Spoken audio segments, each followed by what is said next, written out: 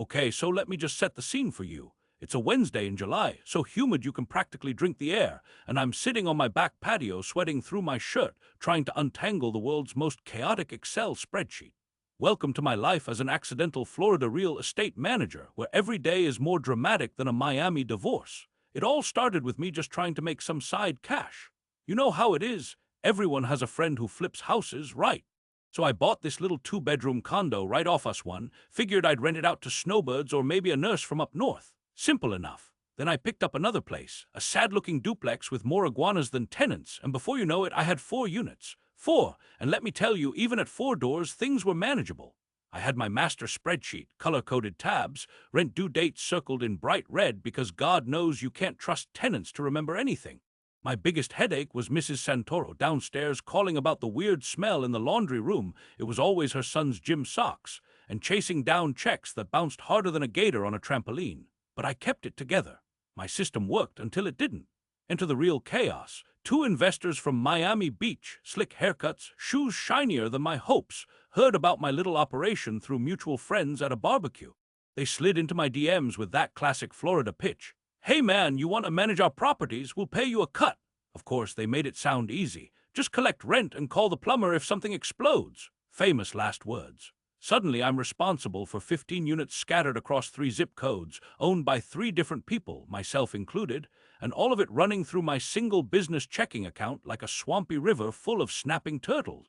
Rent payments flooding in from 4 directions on different days, some in cash, never again, some Zelled with cryptic messages like for apt, and one tenant who insists on mailing money orders from Oklahoma for reasons I still don't understand. The first month wasn't too bad. Sure, there were mystery charges and a late-night call about a broken toilet, but hey, that's property management in Florida. The real trouble started when the investors asked for their monthly reports. Can you send us P&L by property? And break out maintenance by unit, they said, all casual like they weren't asking me to solve a Rubik's Cube blindfolded while being chased by fire ants. So picture this, me hunched over my laptop at 2 a.m. with a greasy McChicken in one hand and my phone blowing up with texts from tenants, one about lost keys again, another about raccoons in the attic again, trying to figure out which $72.83 check belonged to which owner. Every transaction for every property was mixed together in that one cursed account. Rent deposits here, tax bills there, and random Amazon purchases for air filters sprinkled throughout. I thought I could keep up with the chaos using Excel, color codes, pivot tables, filters, but who was I kidding? Every month took 7 or 8 hours of forensic accounting just to sort out whose money was whose. That's time I should have spent finding deals or drinking cheap beer by the pool, not stuck playing amateur CPA. Then came the maintenance emergencies. Because this is Florida, everything leaks or breaks eventually, usually at night during a thunderstorm when the mosquitoes are extra hungry. My phone would buzz at midnight. Hey boss, pipe burst under the sink. Or worse, there's water coming through the ceiling. So what do? Grab my personal credit card because what else am I gonna use? Pay for whatever plumber or handyman shows up first, then try to remember which property and which owner owes me what when reconciling at month end. It got real messy real fast. Personal expenses mixed with business receipts stacked on top of each other like soggy playing cards. One time, I reimbursed myself twice for a $400 AC repair and didn't notice until 3 weeks later when one of the Miami guys called. Why did you pay yourself $800 for one invoice? Awkward silence followed by panic scrolling through emails at midnight.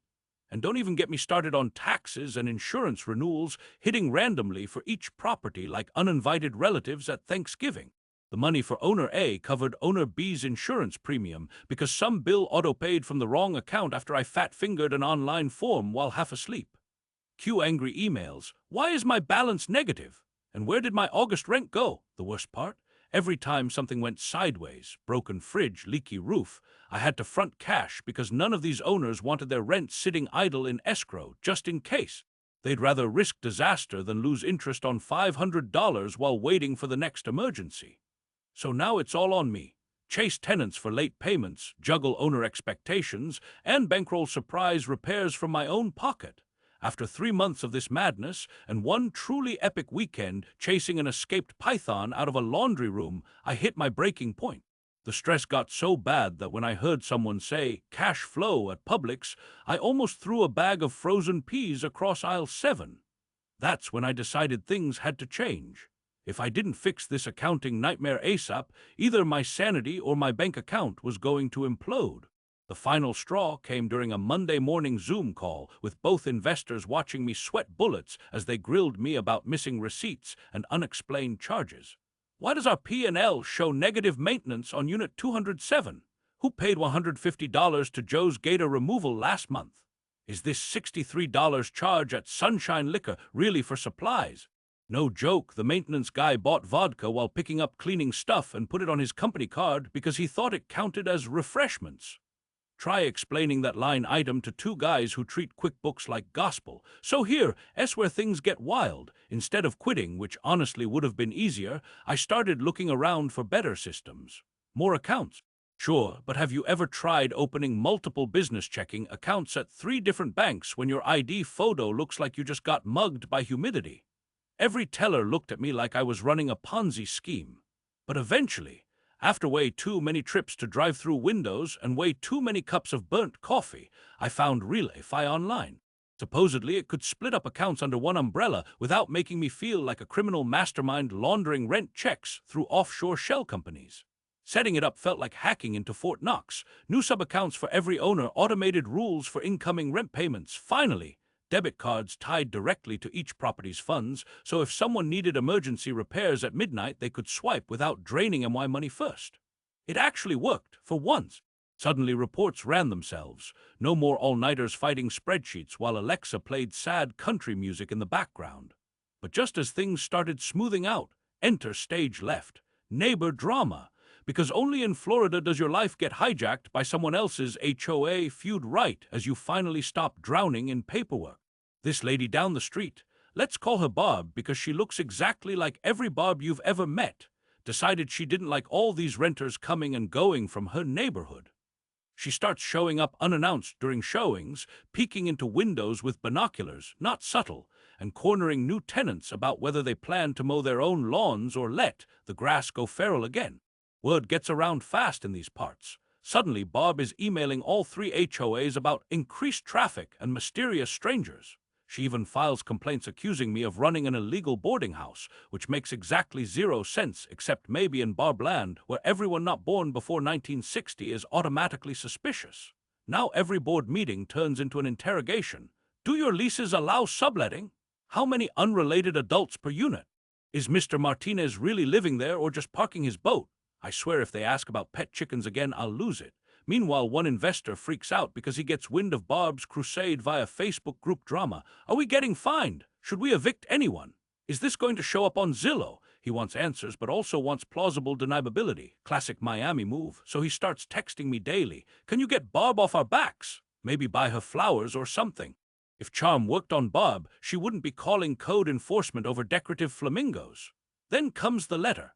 A big white envelope taped to my office door one muggy afternoon from an actual lawyer representing Barb and 2 HOA presidents demanding immediate proof that every unit is compliant with city code, county ordinances, and some arcane clause about maximum occupancy per parcel. They're threatening fines so big even Disney would flinch. Cue panic attack number 322 as I scramble for lease agreements, driver licenses from tenants who barely answer emails, and receipts proving yes, we did fix that busted fence after hurricane season twice. My inbox fills up with attorneys copying each other like sharks circling blood in Biscayne Bay. One investor calls screaming. He thinks he'll lose his mortgage if anything hits his credit report. Meanwhile, the other investor goes radio silent except for passive-aggressive Venmo requests titled, "Clean up your mess." Thanks, guys. I text my maintenance guy, "You ever dealt with Bob before?" And he sends back just one word, "Run!" Helpful. So now, instead of spending nights reconciling bank statements, I'm binging legal podcasts, digging through old inspection reports, and fielding late-night calls from tenants worried they'll get evicted over rumors about illegal rentals. Even Mrs. Santoro chimes in, "I heard ice might come." For the record, the only ice around here is melting in everyone's sweet tea. At this point, every day brings new threats, from code enforcement letters left under windshield wipers. "Your hedges exceed 36 inches. To angry voicemails from Bob, "I saw 4 cars parked overnight." To texts from tenants pleading for stability, "Please don't kick us out, we just signed a lease." The stress starts eating at me. My stomach knots whenever my phone buzzes, and even Alexa seems judgy when she reminds me about calendar appointments labeled "Call Lawyer." One afternoon, as Florida rain buckets down outside, a sheriff's deputy knocks on my door holding yet another complaint, in person this time. Apparently Bob called them claiming she smelled marijuana drifting out of Unit 3C. They have to check it out, but all they find is incense burning because Maria upstairs likes her apartment smelling like coconuts instead of wet dog after storms. But still, it goes on record, and now there's another file number attached to my name at City Hall.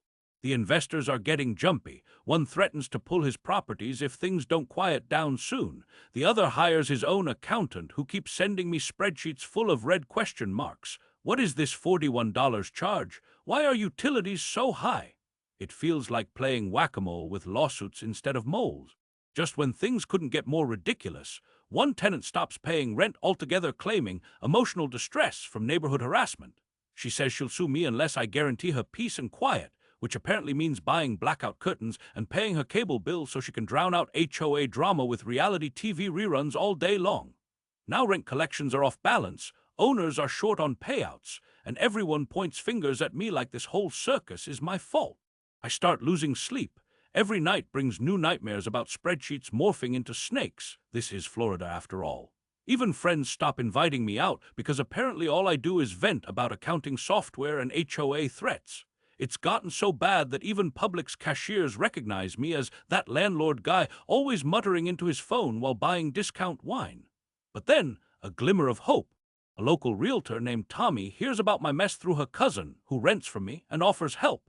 She used to manage student housing near UCF, worse than frat parties, she swears, and says she can teach me tricks with property software that will make everything automatic, even tenant background checks. She promises new leases will include clauses fending off nosy neighbors. She'll even negotiate with HOAs since she knows half their board members personally. They owe me favors. Desperate, I agree to meet Tommy at Starbucks. She arrives in a pink blazer covered with tiny pineapples, hands full of color-coded folders, and within 20 minutes she has half my portfolio uploaded into her fancy app while sipping double espresso shots like water. It seems too good to be true, until Bob walks in, barely disguising her glare behind oversized sunglasses. She spots us swapping papers, rushes over, and launches into yet another tirade about property values dropping faster than Bitcoin after Elon tweets. Drama erupts right there between pumpkin spice lattes. Tommy keeps her cool but warns, you need thicker skin if you're gonna play with the big dogs here, or learn how to bite back harder than Bob ever could. She offers her attorney friend's number. He loves taking on HOAs and promises backup if things get uglier, which, judging by Barb's face, they absolutely will. Tommy leaves me hopeful but nervous. You never know who'll turn on you faster, a Miami investor or your next-door neighbor armed with bylaws and binoculars. At least now I have someone in my corner, but is it enough? Or will Bob find some loophole I missed? Or will another investor bail before I can pay off those midnight plumbers? I check my phone again, half expecting another angry text. Instead, I see an email alert, lawyer letter attached. Apparently, code enforcement has scheduled a surprise inspection tomorrow morning at all 15 properties simultaneously. I stare at the screen, sweating bullets as thunder rolls outside. Because only in Florida does your entire real estate empire hinge on whether or not someone remembered to take out the trash before sunrise.